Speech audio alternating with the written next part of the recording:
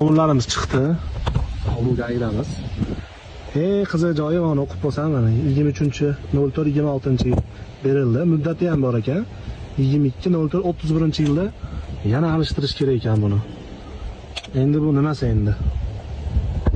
Men Ahmedov Yahyobek o'zimga tegishli Nexus 3 ga kecha borib GAIdan 23-aprel kuni nomer texpasport oldim. Orqasiga muddati yozilgan ekan. 5 yilda alishtirish kerak ekan.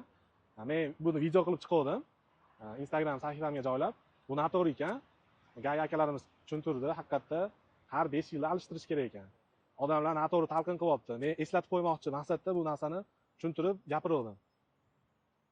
O'rtoqlar, men imkon qadar mantiqqa asoslanib, qonunga asoslanib, qadriyatlarimizga asoslanib, yaxshini yaxshi, yomonni yomon deyishga harakat qilaman.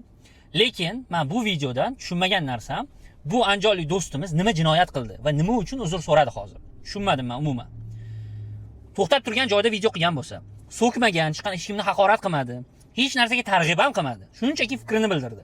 Fikrini bildirish O'zbekiston Respublikasi nafaqat istalgan dunyodagi davlatda konstitutsiyasi bor davlatlarning hammasida konstitutsiyasi eng oliy qonunida yozilgan erkinligi beriladi. Va hozirgi siyosatning ichida ham prezident siyosati aynan shu fikr erkinligi, so'z erkinligi tomon harakatlanayotgan bir paytda bunaqa uzr so'rattirish bilmadim. Agar bir yomon ish qilgan edi, men aytardim, ha, yomon ish qilibdi. Masalan, rulda yuribdi-da, telefonni ushlab video qildi, haydab yurgan holatda. Bu yomon ish. Mumkin emas qonun bilan. Okay.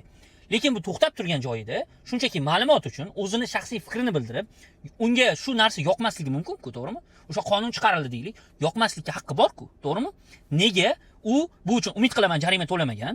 Agar jarima to'lagan bo'lsangiz, meni maslahatimiz uchun sudga berganingiz ma'qul, chunki bu yerda siz hech qanaqa jinoiy yoki bir ma'muriy javobgarlikka tortishga ularning menimcha haqqi yo'q. Sud bilan ko'rganingiz ma'qulroq bo'ladi adashmasam.